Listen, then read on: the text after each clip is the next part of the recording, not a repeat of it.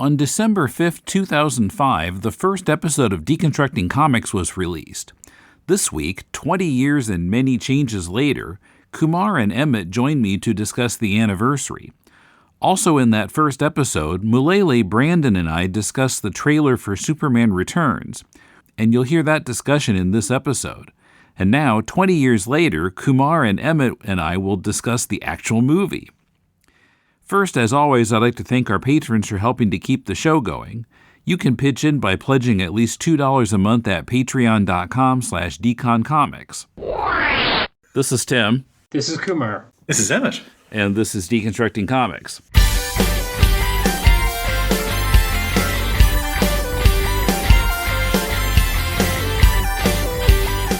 Welcome to Deconstructing Comics' 20th anniversary episode. Good grief. With both Emmet and Kumar in Australia. Good day, mate. Hello. Now, this is like a band, because all the original members of the podcast, there's only one member left. Right. It's just like there's lots of bands like that, right? Like that only have like one original member left. Right. Yeah. Like I think the Bay City Rollers, maybe there's like one member left, and everybody else is like half the age of that guy. Yeah, so I'm curious if there are any listeners who were listening that long ago who are still listening now. That Me. They would. Well, yeah, you. I think you listened to the first episode even. Yeah, that's how I came to suggest this one. It's always stuck out in my mind.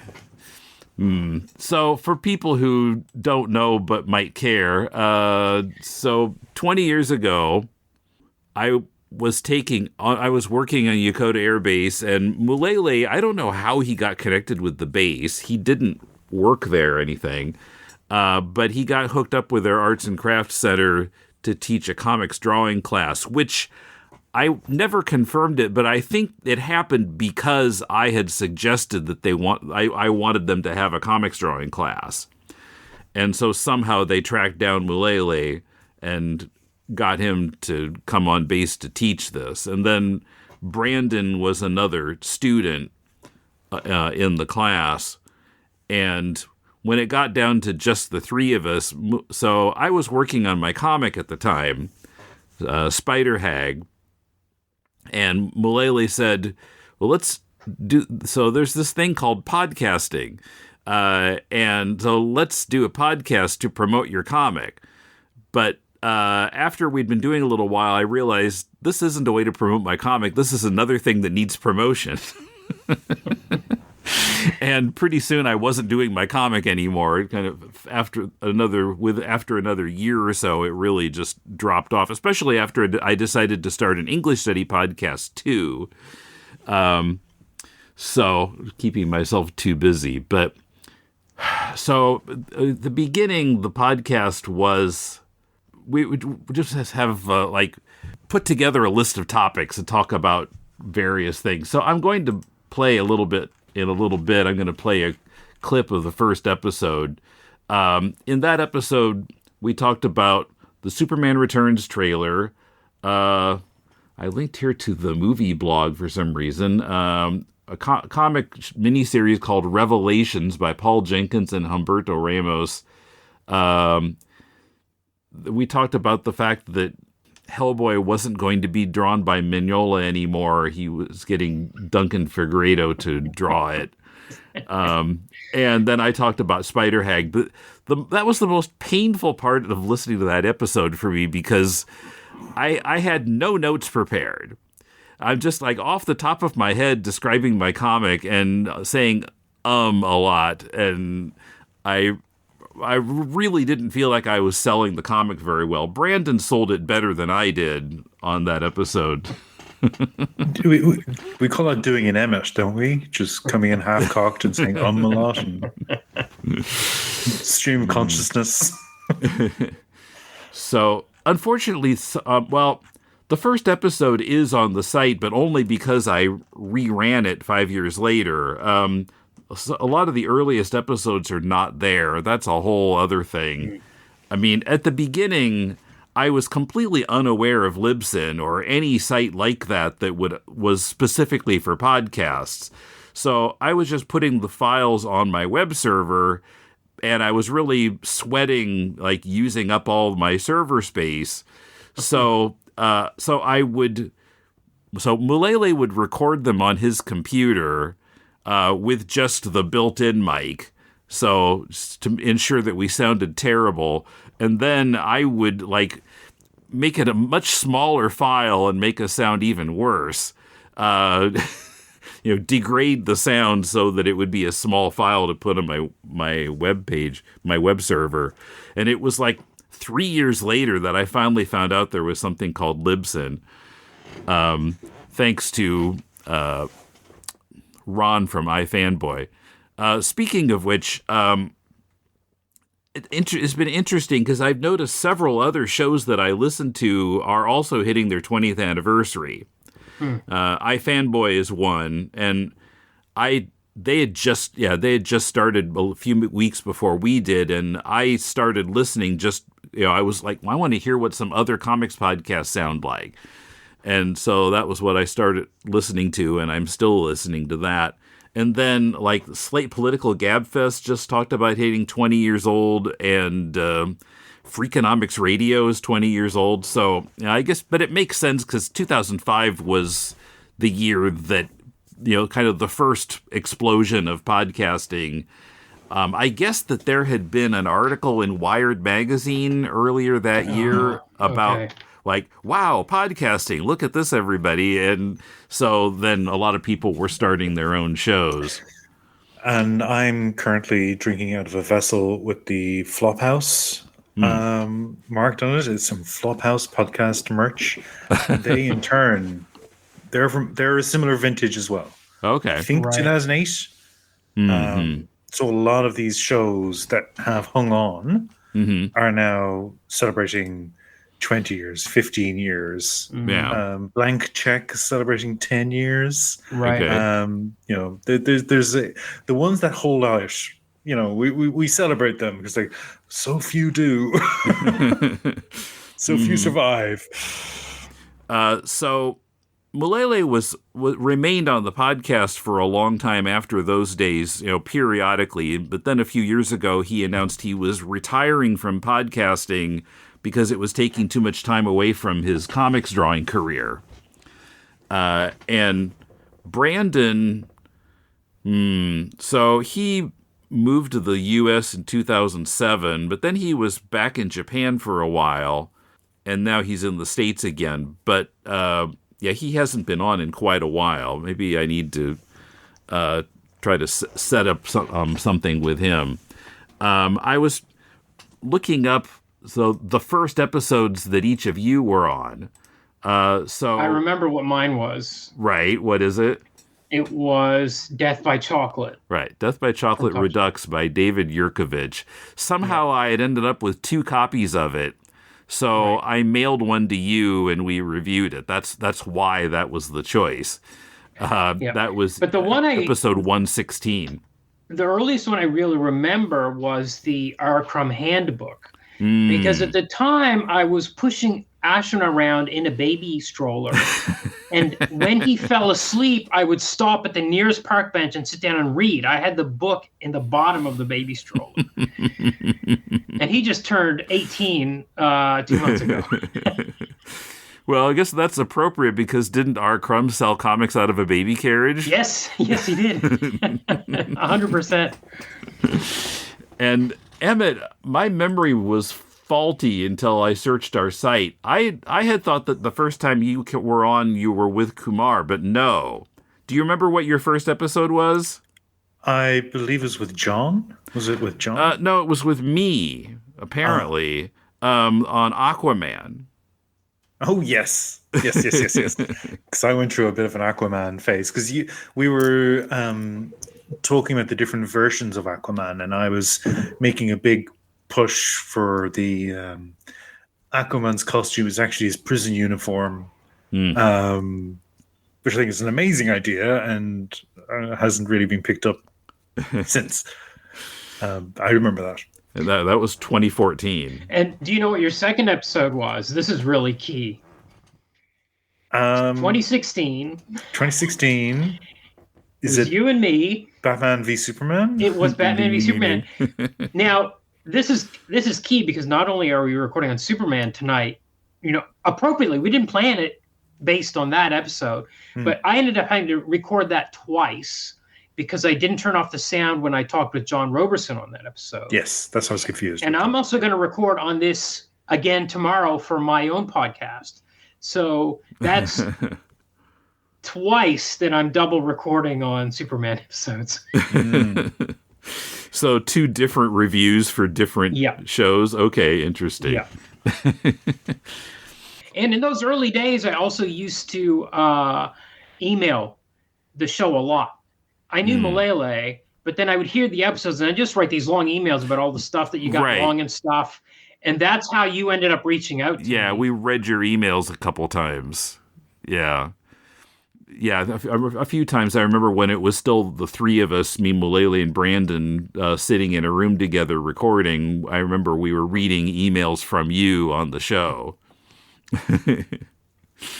Yeah, and then like 10 years after that, you've got the Facebook era, which is when I was commenting on your threads. Right, I think that was how you ended up on the Aquaman episode, I think. Yeah, because I put my hand up, but I haven't sniffed a Facebook page in at least 7 or 8 years. So it does show you how times have changed.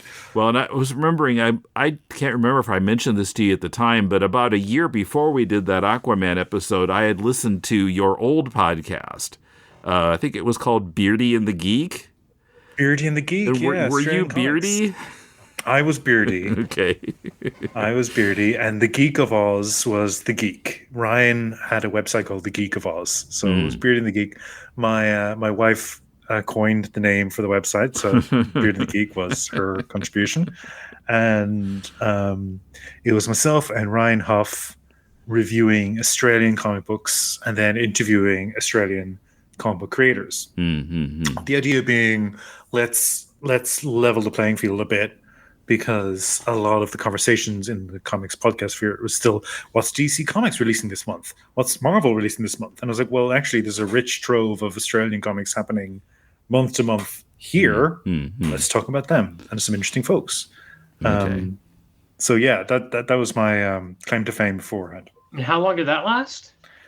That was a year or so, I think, maybe 2. And it was one of these, again, it was one of the situations where one of the hosts wasn't available anymore. So Ryan was moving on.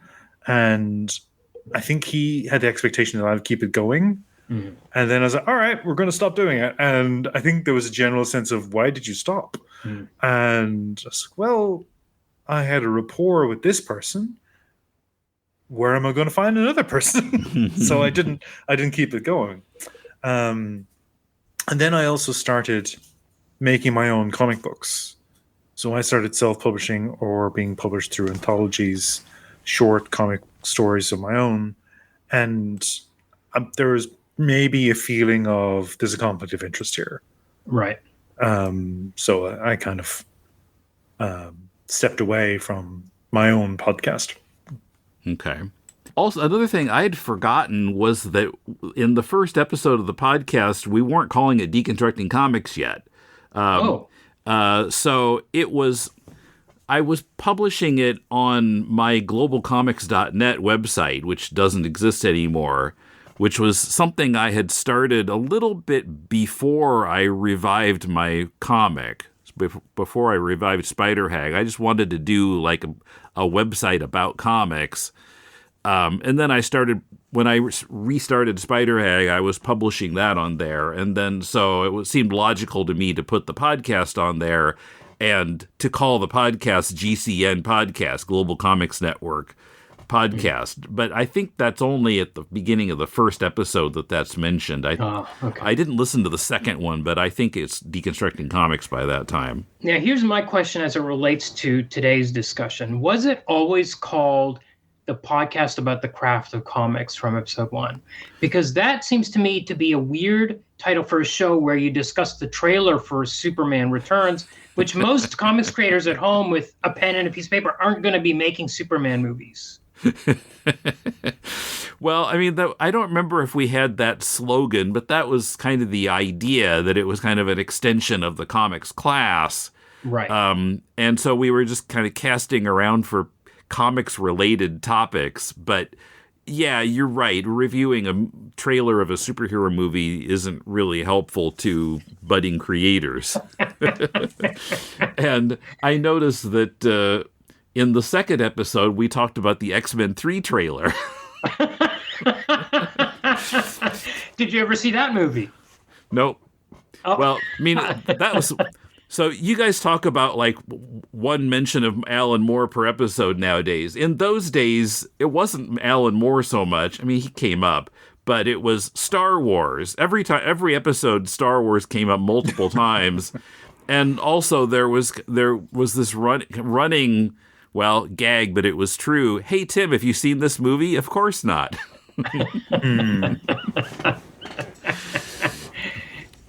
They were always shocked at the movies that I hadn't seen, but right. And you had not seen Superman. You discussed the trailer. 20 years later, you had not seen it. Sorry, you have not seen Superman Returns yet? No, I watched it now for this episode. So yeah, Kumar suggested 20 years later, let's review the actual movie that we reviewed the trailer of 20 years ago.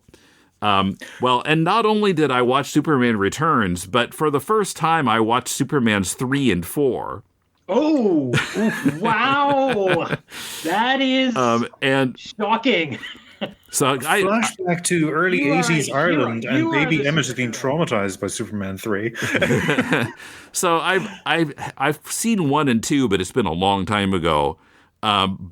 So last Friday, I watched Superman Returns, and the Friday before that, I tortured myself with 3 and 4. Man, wow. Superman 3 is the silliest movie I've ever seen. It is a Richard Pryor movie in which Superman appears. Well, I didn't think Richard Pryor was the silliest thing about it. The script itself is... But also scary. As a little kid, that robot transformation at the end was really scary. As a child. I did not rewatch that movie a lot. I watched Superman 1 maybe 1,000 times. I watched Superman 2 maybe 500 times. Superman 3 I watched maybe once or twice. I was like, that scene is scary. I could not handle it. Well, again, as a budding horror hound, I remember seeing that and being terrified. But then, you'd rewind the videotape. Yes. Again. Yeah. Can you get through the entire scene without looking away? All right, let's do it again. Yeah. And then it became a game. Yeah. Superman 4 was adequate, but I was shocked. I thought it was worse than 3. I was shocked at the low quality special effects. Oh, yeah. It was a canon. It was a canon by that point, yeah, right? It was canon. I saw that in the cinema. I saw Superman 4 in the cinema with my father. And I remember going to the bathroom. I think it was the Savoy Cinema in Dublin. I'm going to the bathroom during the scene where Superman is being made an invalid, and he's shivering in a blanket in a room in his living room, and Lois comes to check on him, and he's completely decrepit. And I remember going to the bathroom feeling just utterly depressed, utterly miserable. This little kid, my hero, has just been completely knocked down so many pegs, and that is my abiding memory of that movie. Misery. Yeah. Just sheer misery.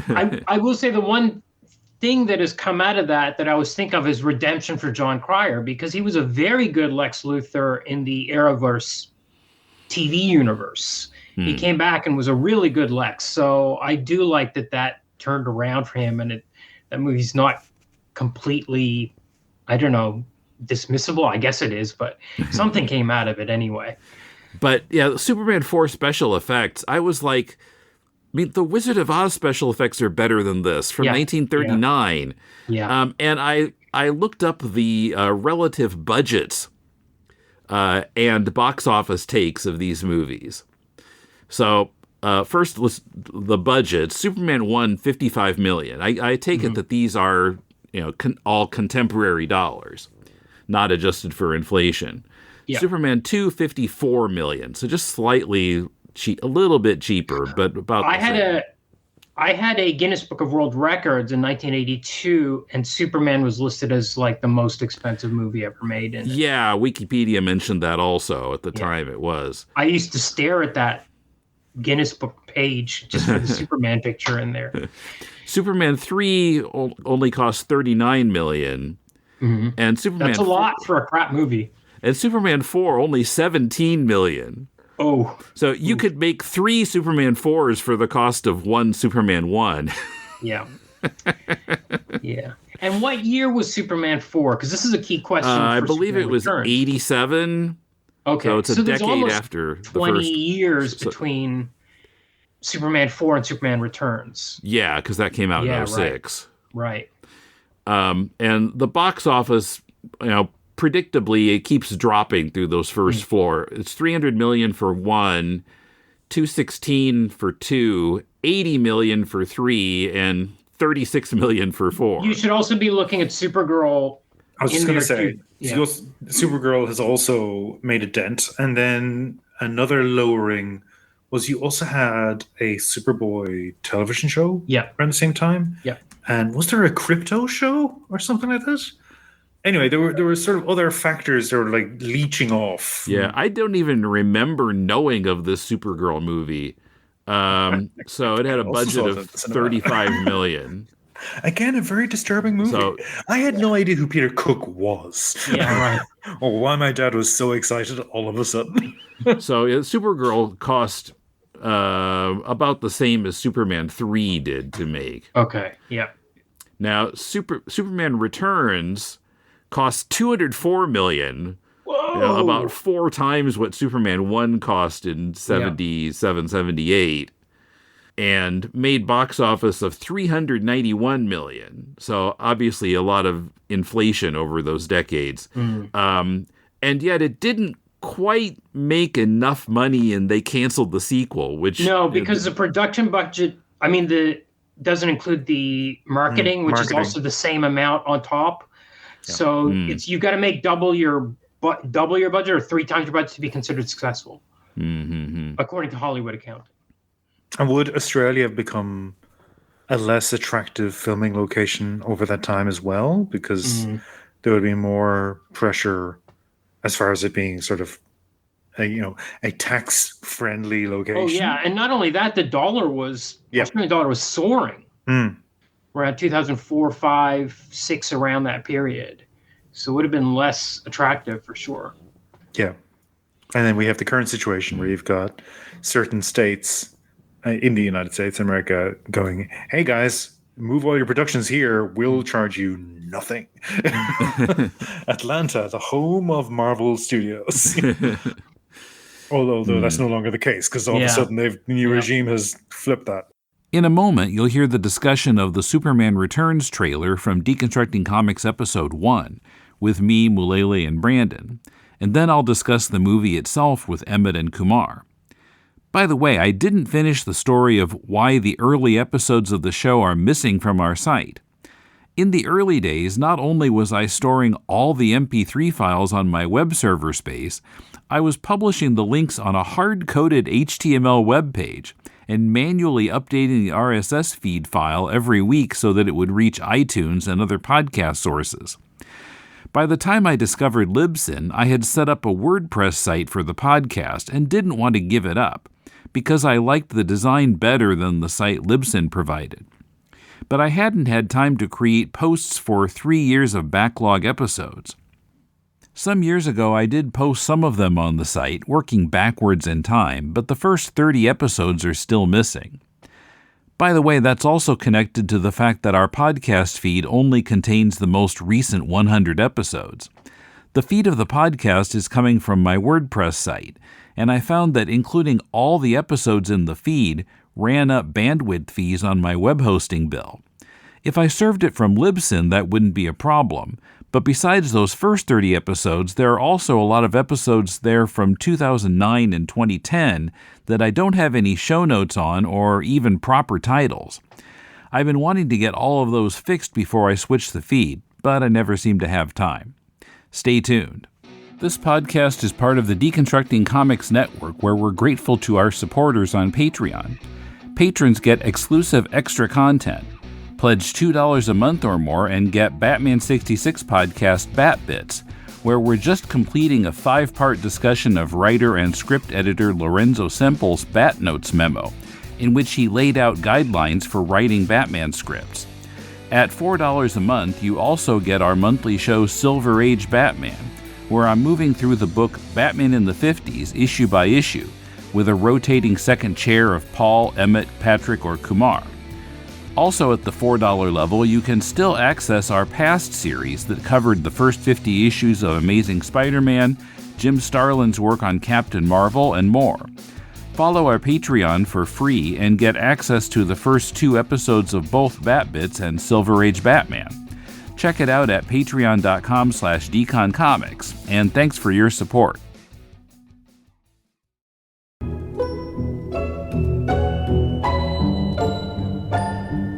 Do you like comics? The 1960s? How about middle-aged gay couples gossiping about their neighbors? Then you'll love Checkered Past. A loving examination of DC's Go-Go Check branded comic magazines published from February 1966 to August 1967. I'm Dr. Bob. And I'm Dr. Husband. And each week we'll be your hosts on a trippy tour through mid-century 4-color madness. Checkered Past. Available wherever fine podcasts are downloaded for free.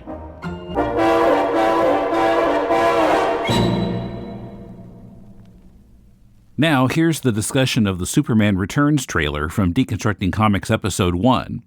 The original episode had huge variances in the volume. I hadn't discovered sound compression yet. This clip has been compressed to make this a better listening experience, if only slightly. I've linked to the November 22nd, 2005 teaser trailer in the show notes. First topic of discussion today is the trailer for the new Superman movie, which is easily findable on the web. We've all taken a look at it, and Brandon, what did you think of it? I only saw it once, and it seems more like a teaser than a real trailer. It's only like 30 seconds long, right? Yeah. You don't actually get to see the actor. I've seen pictures of him in like Wizards magazine when they show up and coming movies. My first impression from the trailer is they're not making a Superman movie from the comic. They're remaking the Superman movies from the 80s. My problem with the choice of actor now, I haven't even seen his face yet. But did you see it in the trailer? Only his eyes. Okay. Well, and his curl. Yeah, and the curl, you're right. And the entire thing was, I remember that scene from Christopher Reeves playing Superman. And my impression was they weren't trying to cast an actor as the role of Superman. They were trying to cast an actor to play Christopher Reeves in the role of Superman. Yeah. Well, actually, the director I heard commented somewhere that he doesn't want to remake the Superman franchise. He wants to continue what they've already got from the 80s. That's why you have the music from the original films. So why is he redoing the origin? Yeah, that is a good question. But that story's already been told. Yeah, you've also got Marlon Brando in there. Maybe he wants to refresh our memory, like the recreation of Batman with Batman Begins. But I don't know. Maybe his childhood background only takes 5 minutes of story time, and the rest of it is just all Superman. Well, I think one thing that was nice that I could tell from the trailer is the special effects are very good. So if I was a director and I was moving into this territory of doing an established character in both comics genre and in the film genre, Superman was well loved throughout the 80s.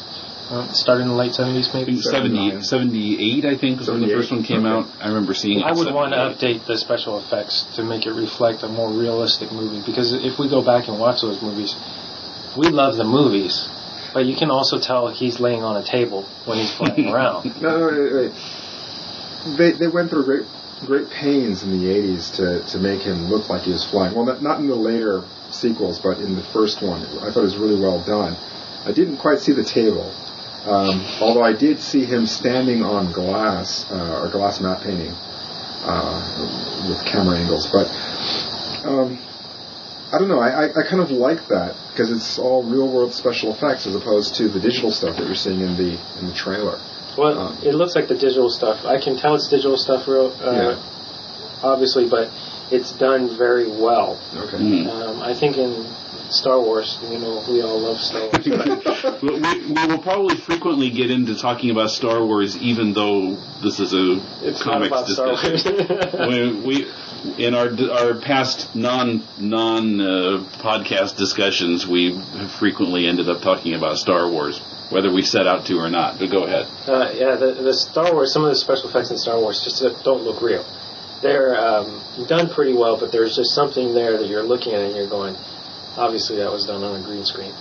But from what I saw of the trailer for Superman, like when he's jumping through the cornfields, that kind of thing, it looked very good. And it was an effect that I don't think they could have done in the 80s with the special effects that they had. I don't know. I thought that was done with the wire, but okay. Yeah, out in the middle of a cornfield. Well, crane, whatever. What about you, man? I was having serious deja vu also. I was expecting Margot Kidder to show up. She's Lex Luthor this time. Or some other crazy person. Shaved her head.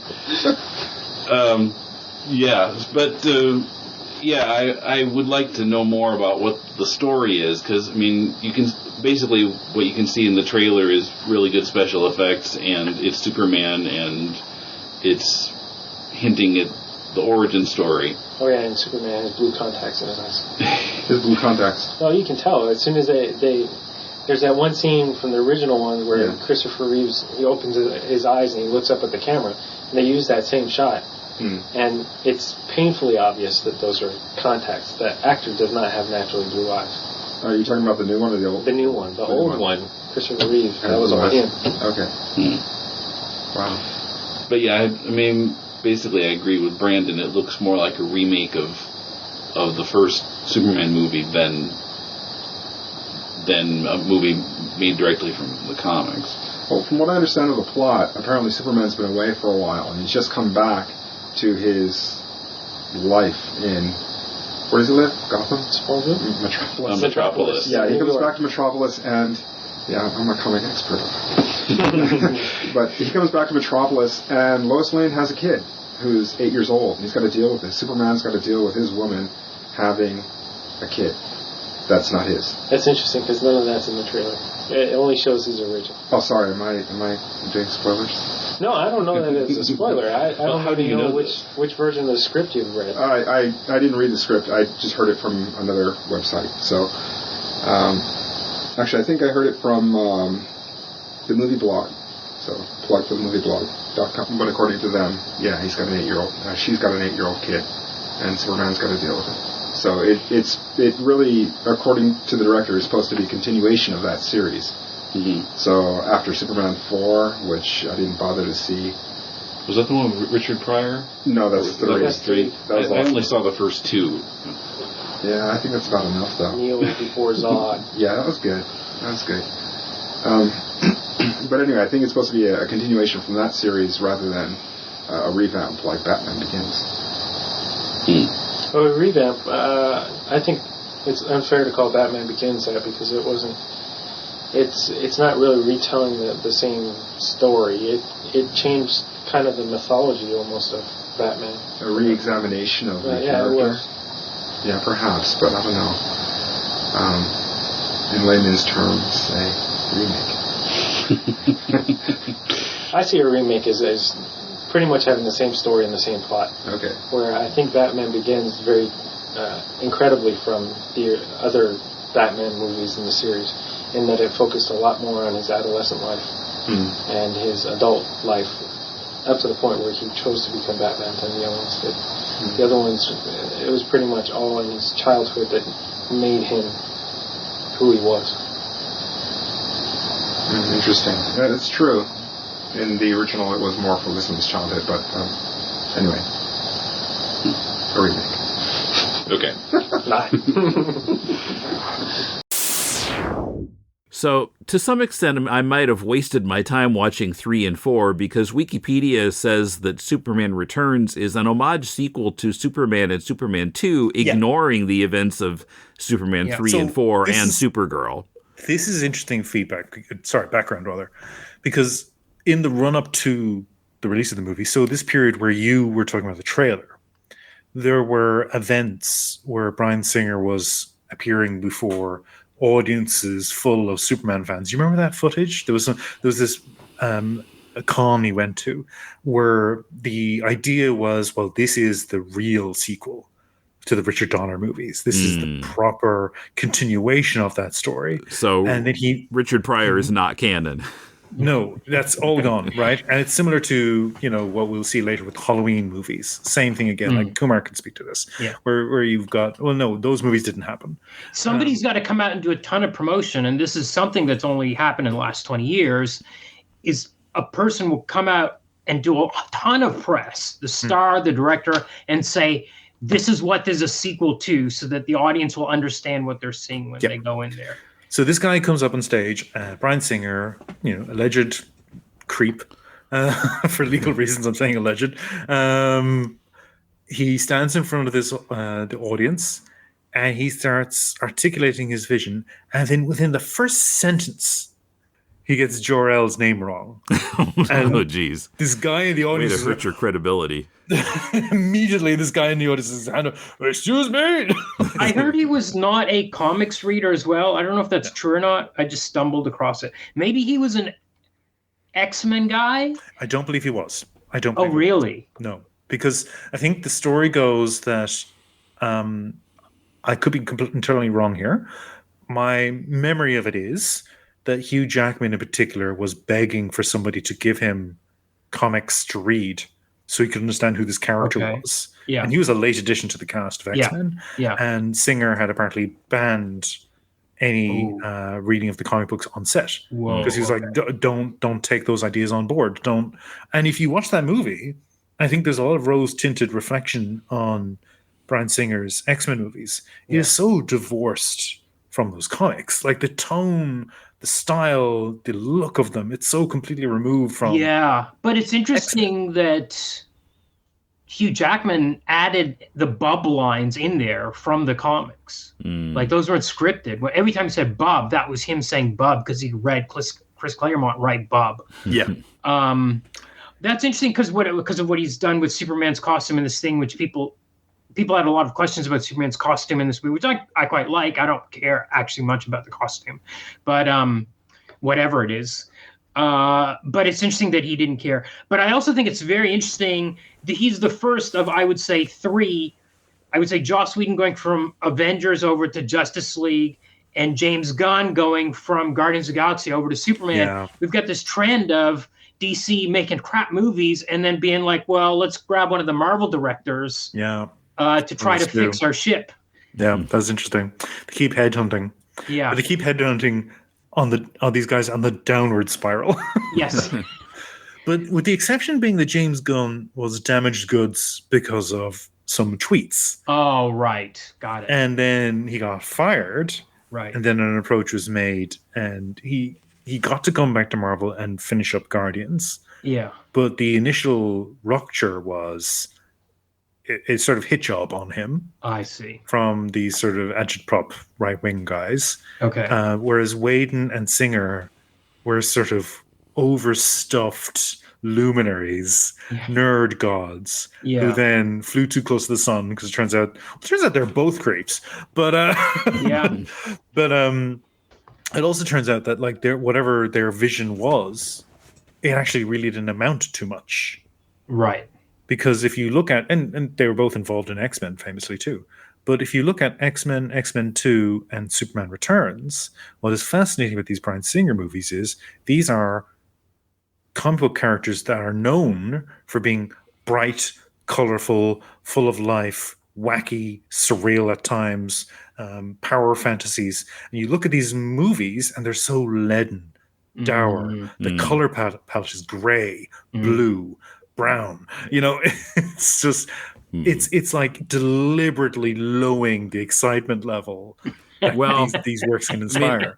So the Superman Returns, and I mean, there were some parts that were reasonably funny, but boy, I really was disappointed in the ending.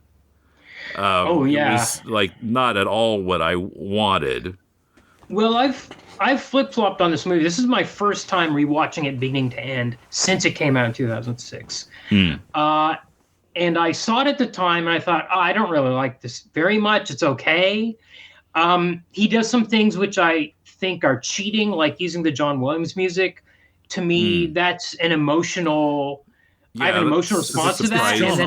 John Ottman's the composer. They've just borrowed the theme. Yeah, but whenever he plays that theme, I'm like, oh, yeah, Superman movie. This is part of the same franchise. Yeah, okay, but then Man of Steel comes out, and I'm like, actually, Superman Returns was probably pretty good, like in comparison. And I flopped on it, and then two things can be true.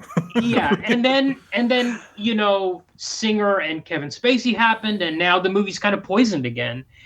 And watching it this time, I think I have a clear head about it this time, which is I think Brandon Routh. Is it South or Youth? I don't know. Anyway, Routh. Okay. I think he's good in this. He's very good. I think Kevin Spacey, despite being a creep, is great in some scenes in this. Yeah. But this creepy romance story, which this is a 2.5-hour movie. Yeah, that shocked me because it's kind of. One of the best things about Superman 4 was that it was a tight 90 minutes. And then I look at this and like 2.5 hours. Do I have time this evening? So there's all this romance stuff. And then, as you said, the ending. We've got this supposedly Superman's going to die. We know Superman's not going to die. Why do we don't even waste my time and with also, that. he picks up a kryptonite landmass and throws it into space. I thought it was made of kryptonite, guys. Yeah. Can somebody explain what all... And characters keep leaving and coming back. Like, they're out at sea. There's this big disaster.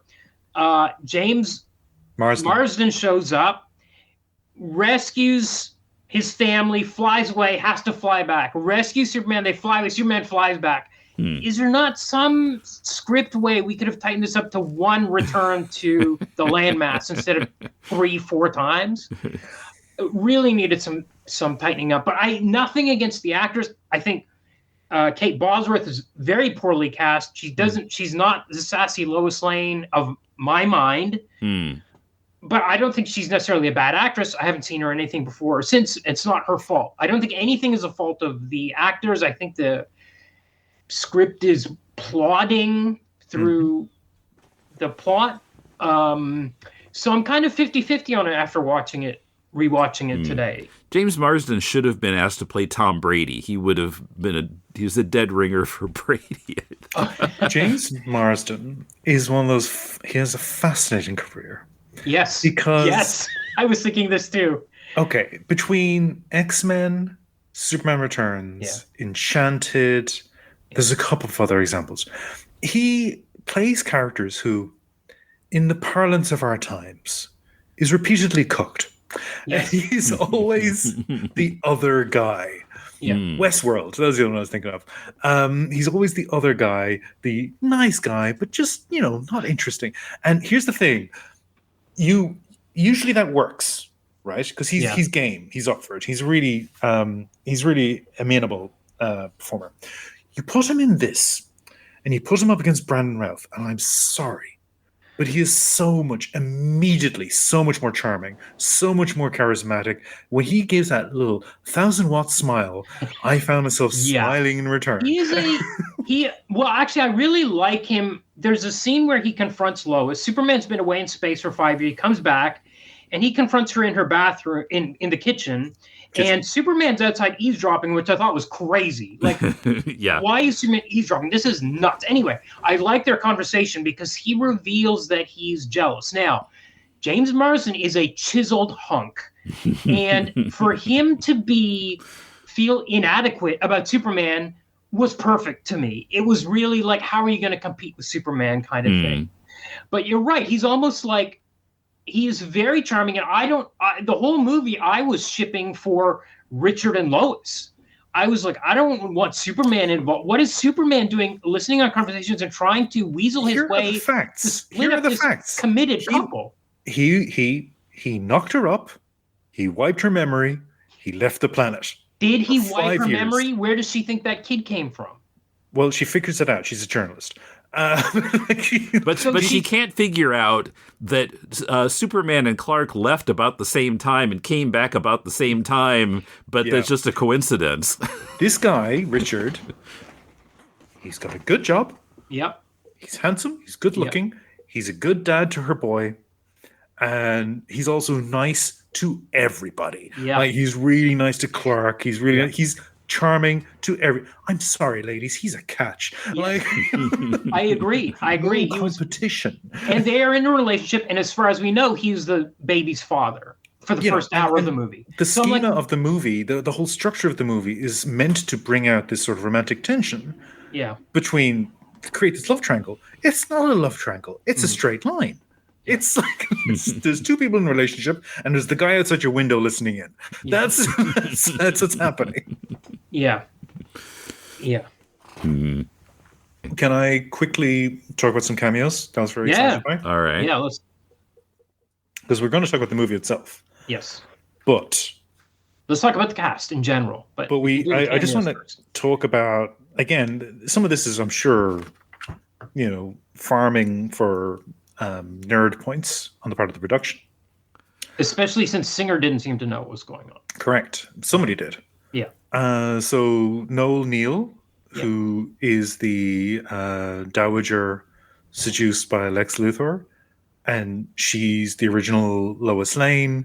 Then she's gone on to play Lois's mum. Yeah. And she was in Richard Donner's Superman. So she's come back repeatedly as either Lois Lane or a member of the Lane family. So I thought that was really cute. It was a nice little nod. I also really liked the bartender, Jack Larson. Yeah. So he's the original Jimmy Olsen. Wow. So he's the one who has the conversation with Jimmy in the bar. Yeah. And he's got his name is like in the opening credits. Like you don't have to wait for the end. Yeah. So he's a really interesting, and his life is fascinating. He's a really interesting character. Yeah. Pretty much walked away from acting because he was typecast as Jimmy. But he's a fascinating guy, and he passed away just a few years ago now. So I thought that was really just a nice little nod. There was a couple of other walk-on parts I thought was interesting, but there was another actor in this movie who is also a DC movies actor, performer, recent years, around this time. If I said the name Peta Wilson, would that mean anything to you?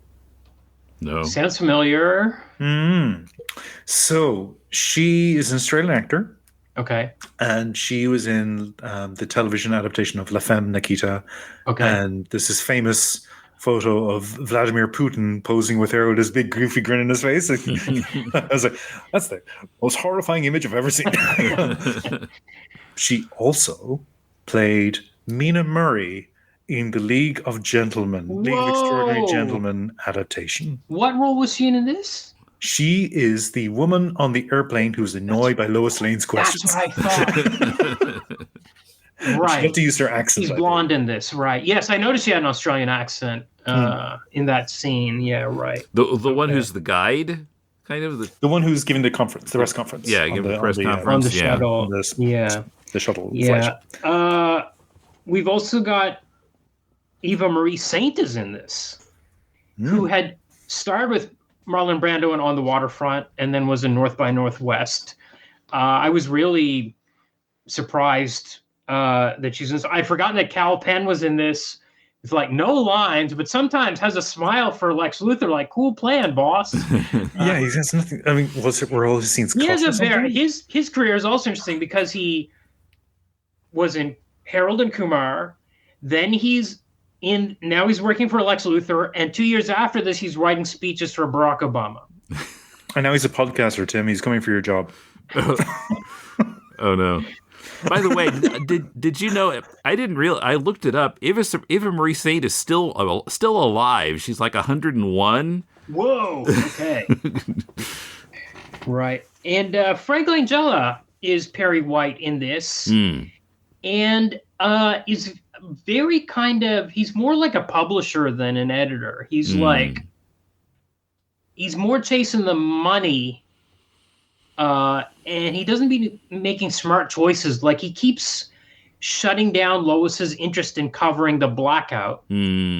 It's a newspaper. You have room for more than one story in there. Yeah. It was very odd that he was like, I want you covering Superman stories, not this electromagnetic pulse that wiped out the entire eastern or western seaboard or whatever. Yeah, so that was wild. One of the frustrating threads in this movie is Lois Lane's abilities as a writer, because again, it's that hallmark of bad writing when the character is then announced as, well, this person's an amazing writer. They won this award. They're an amazing writer. And we never actually see examples of the writing as such. And then we have this scene where Perry is like browbeating her because she's following her journalistic instincts and she wants to track down this story. And he has this line like, no, Bob Woodward, you can't cover that story. Yeah, you know what I was thinking that, because when she actually gets on that case and starts making phone calls, I was like, this scene is like from All the President's Men, where she's just making one call after the next. And I really like that scene because she's actually working in it. But you got like an award-winning reporter and telling her that she can't cover what she wants to cover. He says to her that she can't write about sex. Like she's bad at writing about sex. And I was like, that's a HR issue right there. Like, particularly, it's funny as well because, again, if this is meant to be a canonical sequel to Superman, the interview between Superman and Lois in the first movie, they talk about the color of her underwear. Yeah. Like she's flirting with him. Yeah. And then he's entering into the spirit of it and he flirts back. So she was very sort of sexually charged character. Yeah, and there is a line about how that article was called "I Spent the Night with Superman." Yeah, and how it was a double entendre, and that's actually they lampshade that in this movie. And then Perry's telling her, "Actually, you're terrible at writing about intimacy. Right. You're terrible at writing about sex." I thought that was unfair of him. Yeah, unprofessional as an editor. Again, Frank Langella, I mean, legend, absolute legend. Not sadly written also correctly. Oh, is that right? I didn't know that. I don't like the way Perry was written in this compared to every other version of Perry I've seen. I love the Perry White standee. Yes. I love that. That did make me crack a smile. Yeah. Standee? The cardboard cut out of him. Okay. Yeah. Yeah. Yeah, so what I kind of felt watching it, and I saw that others had felt the same about it, that there are a lot of scenes that are too long. I mean, obviously the movie as a whole is too long, but some of the scenes just seem to go on and on and on. Like, okay, let's see Superman kicked again and again and again and again. Yeah. Or Lois and what's his name seeming to drown in that boat, and it just keeps. Yeah. They just keep drowning.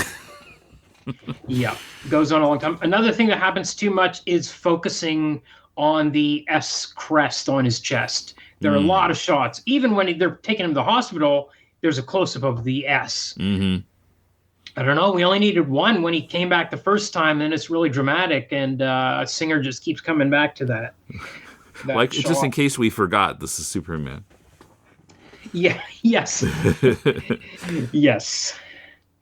And we get, like, when he comes back to Earth and he's in Smallville, he has a flashback to like running through the fields. This is like of him being a teenager. This is like a 5-minute sequence. It's very odd that it's in here. Like, I don't think the movie needed it. And apparently there's a scene cut of him flying around the remains of Krypton. I think you can see it on YouTube because I have in my memory that I have seen it before. So he cut that. I don't know if we needed to see a flashback to him reliving his glory days. I don't know, reminiscing about discovering his powers. Did we need an origin recap of that sort here? It's like Wonder Woman 1984, where you had the multiple beginnings. You had the multiple sort of entry points to the story. But the opening of this movie, you have the passage through the galaxy as he's returning to Earth. And the horrific title sequences with the CGI planets. Like, it's bad CGI, but it's bad CGI in the way that I don't blame the period It's not that the technology wasn't good enough. I blame the lack of taste. Like there was a particular planet at one point had rings, and I was like, that is a scoop of chocolate ice cream. That's what that looks like to me. Right. And that is just uninterest. That is what that is. That's what that suggests to me. I felt the same way about the CG of like when Lex Luthor grows this continent, or he's starting to grow it. That landscape looked pretty bland, and I actually realized I watched Predator Badlands yesterday, which I thought was a good movie, but that also had CGI landscapes, and we saw like the planet, the Vulcan planet on Star Trek 2009. There's this kind of bland, rocky alien landscape that's done in CGI that just, it's not creating a new alien world, and it's of no interest. However, I loved the flying in this movie. I loved Superman flying around. I think it always looked really good. And the shuttle rescue is a fantastic sequence. It's half an hour into the movie, probably should have been the climax. It's so great beginning to end. And he's trying to hold on to the wings, and the wings are flying off, and it just works really great, I thought. So the effects for me were another thing that were 50-50. Some of them, like the flight effects, were really great.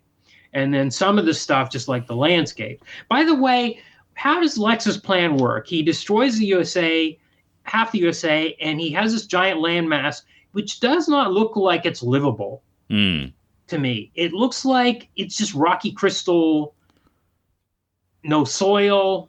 Yeah, and supposedly he's going to sell real estate on this you're going to dig basements on this rock. It was not thought through, I think. That's not just the plan itself, but also this version of Krypton that we see. So in the original Donner film, you have that vision of Krypton, which is sort of crystalline interior spaces. And you've got these noble characters in robes standing around monochrome settings discussing the planet dying and what we're going to do about it. And then Bryan Singer has this idea of, Luthor is able to replicate parts of Krypton on Earth, including the element kryptonite. And we simply have a repeat of that imagery from that movie. Yeah. So again, it's a lack of interest. It's a lack of, okay, you take that and you build on it. You make something new out of that. Well, it is a larger version of his plan from Superman 1, which is to launch a nuke at California at the San Andreas Fault and sink California, and he owned all the land on the other side so people would buy it. That made a little bit more sense to me than this weird crystalline landmass that no human would want to live on. Oh, look at us poking holes in a movie from 20 years ago that people didn't particularly like. I don't know how much more we need to say about it. I did want to talk about the ending just because it, like I said, it didn't give me what I wanted. I mean, after Lex and his crew beat the crap out of Superman, Lex and Superman never meet again. And I'm waiting for Superman to come for Lex and see him get dragged off to jail, and instead we waste this time with like, Superman's dying. We end again on this cruel joke of a Pomeranian getting eaten. We have this scene of Pomeranian devouring another Pomeranian, and now Lex is going to eat the Pomeranian. Early scene, I didn't know what that was doing there. Like, is this a horror movie? What is going on? This Pomeranian's probably going to eat a person next or something, but that's not what happened. No, Lex is going to eat the Pomeranian, which means Superman, who, as we have been shown, can be hyper aware of where people are, what's going on, what's happening. The way they have Parker Posey play her character Kitty in this movie, she could probably hear him from a couple of states away because they usually have to do this sort of shrill accent. So I really hated the movie ends with that idea of, this dog is going to die because Lex is going to get hungry. Well, we don't know that it's going to happen, but yes, that's what Lex wants to do. The joke is he wants to eat the dog. By the way, we haven't talked much about Parker Posey. Thank you. Great. She should have been Lois. Absolutely. by the way, so at the time of they made this movie, Kate Bosworth was 23, meaning that she had the kid when she was 17. Margot Kidder was 30 when they made the first Superman. At this point in time, Parker Posey was 40 or 39. She looks young. I really wish she had been Lois. She seems like a Lois type to me. The comedy, the moment when Lex is giving the presentation of the Krypton, element, and she's like, "Wow, Lex, it's amazing." She repeats the line exactly the same a moment later. She's really good. So funny. She's really good in this. I mean, I'm a huge fan, and like my wife can trick me into, if she wants to see a movie or TV show that I'm not interested in, she'll say, well, Parker Posey's in it. And I'll be like, oh, okay. So she knows that trick works on me. And I do remember when we were in the cinema watching this, after she came out, she said Brandon Routh was too handsome. She was distracted, could not think about the movie or the story because she was looking at this guy's face. But I think Parker's great. I actually think the comedy beats are pretty good throughout this. I think Jimmy's funny in this. I don't know. I thought Kate Bosworth was distracting, but right. Who cares how well she acts? Yeah. I don't know. No, Parker Posey all the way for me, please. Thank you very much. What's her line from Dazed and Confused? Suffer, sisters, suffer. Yes. Spraying the condiments everywhere. Yes. Yes. I think the cast are asked to do a lot of work, and frankly, they lift a lot of the material because it's not there in the script. Yeah. It's not there in the direction. Yeah. It's not there in the cinematography. It's not there in the staging. Yeah. So a lot of these actors are having to bring to the scenes more force than they actually have. Yeah. On the page. Another thing I didn't like that they brought over, which I didn't like from the first Superman, was who was the writer, the rewriter, Tom Mankiewicz. He had that whole Jesus metaphor in there, and Singer really goes for that in this. We have a Lafayette pose in the first 10 minutes. He brings the Brando lines in, and then once Superman has died for his people, he falls to earth in a Jesus Christ pose, which drove me a bit nuts. And then when he goes to see his illegitimate son at the end of the movie, and I actually like this scene, but I was like, please don't say it. And then he repeats the lines because I already got that it was a parallel to the Brando relationship. And then he has to repeat those lines word for word. It was very ham-fisted.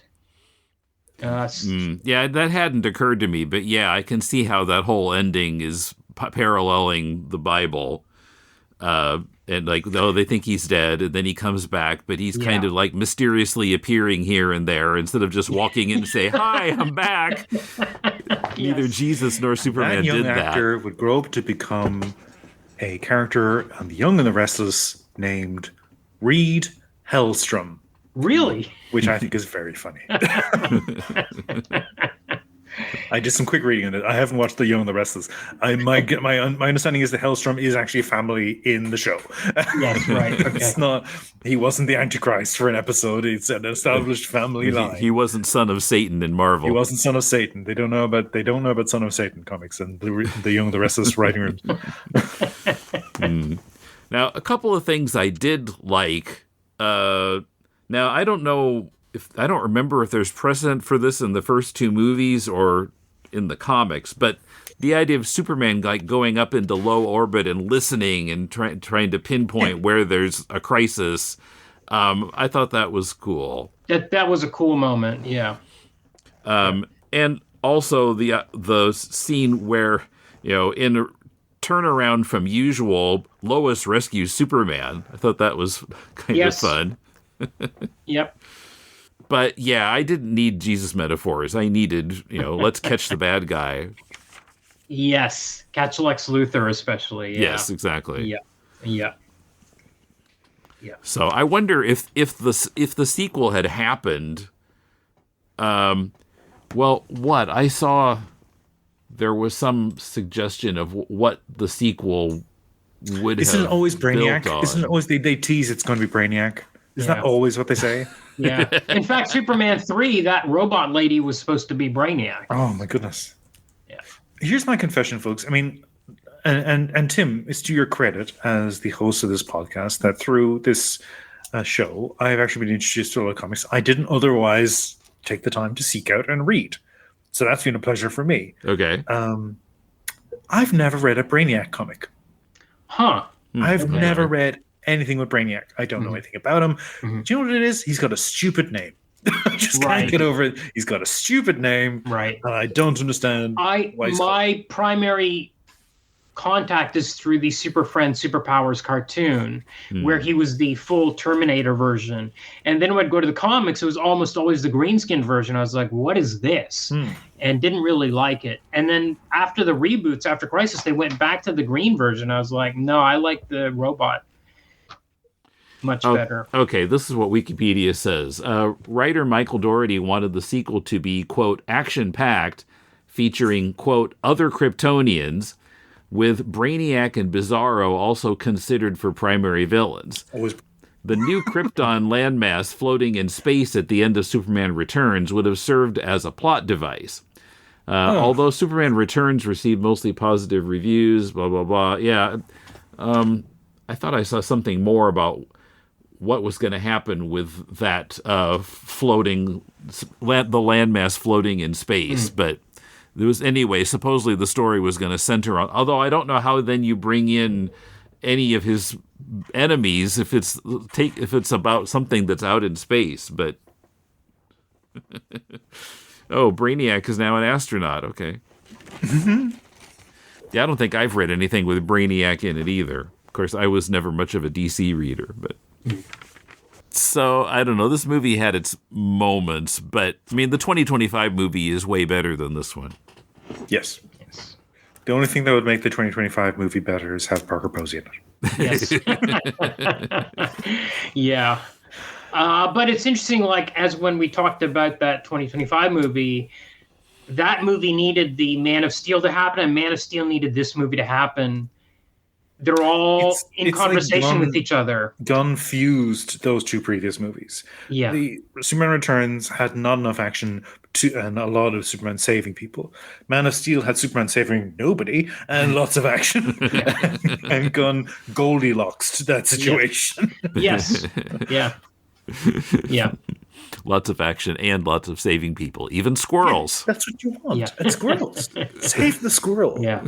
I do like the sequence here where the city starts to go down and you start feeling like it's going to be another post 9/11 superhero movie. But actually, Superman saves as many people as possible in the sequence. And again, the flight effects are really good. So I was enjoying all that stuff about this movie I liked. Yeah. And it's a good thing the machine gun was just A-team violence because nobody apparently actually got hit by the bullets. Yeah. So they got an A-team brand machine gun. Yeah. Okay, so 20 years, now what? I've actually been thinking, as I mentioned to you guys, I'm thinking maybe I'd like to start doing more interviews again. Until recently, I really hadn't done interviews in quite a while. But they take so much more prep, Tim. Yeah, it's true. I know Emmet has done some, and of course, Coom now and then pops up with an unexpected interview. But yeah, I'd kind of like to do a few of those again. Well, so we'll see how the time goes. I mean, I'm trying to write this book about Batman 66 and do my day job and all this other stuff, but hopefully at least a little more frequently I can do an interview. Follow us on Blue Sky at Decon Comics. On Facebook, we have both a page and a group. Those are linked from deconstructingcomics.com, as is our YouTube channel, where our episodes are posted every week as videos of a single image. You can comment on our episodes on YouTube or on our site, or drop us a line at mail@deconstructingcomics.com, or talk to us. Click the Leave a Voicemail link on the left sidebar of our site. Are you making a comic? Send it to us and we'll do a Critiquing Comics episode about it. Our theme is by J.B. Anderton. The music backing the promotion of our Patreon is Change by Jazar. Next week, Coom interviews creator Jason Shiga, who does a lot of unusual things with his comics, like incorporating puzzles or mysteries. He's the author of the 4-volume Demon series and 3 installments of Adventure Game comics, among others. In the interview, he describes another very unusual project he's shopping to publishers now. Be sure to listen next week. Till then, this is Tim, and thanks for listening to Deconstructing Comics.